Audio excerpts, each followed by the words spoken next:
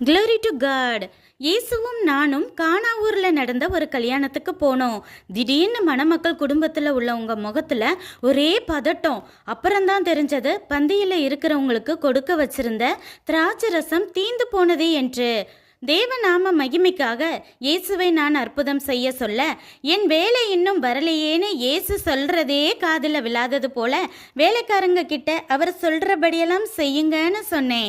கொஞ்ச நேரத்திலேயே பந்தியில் உள்ளவங்க எல்லாம் முந்தி கொடுத்த திராட்சை ரசத்தை விட இது ரொம்ப டேஸ்டாக இருக்கேன்னு வாங்கி வாங்கி குடித்ததை பார்த்ததுல என் மனம் சந்தோஷத்தால் நிறைஞ்சது என மரியாள் நினைத்தாள். இந்த கல்யாணத்தில் குறைவுபட்ட திராட்சை ரசம் போல உங்கள் வாழ்க்கையிலையும் ஏதோ ஒரு சில குறைவுகள் இருக்கலாம். நீங்களும் ஏசப்பா என்ன சொல்கிறாரோ அதுக்கு மட்டும் கீழ்ப்படிந்து செயல்படுங்க. அப்புறம் என்ன, ஏதோ கடமைக்காக வாழ்கிறேன்னு இருந்த உங்கள் முந்தின வாழ்க்கையவே டோட்டலாக மாற்றி ருசியுள்ள பிந்தின திராட்சை ரசத்தை போல இந்த புது வருஷத்தில் இருந்து ருசி நிறைந்த வாழ்வாக தேவன் மாற்றுவாராக. வாழ்த்துக்கள். நன்றி.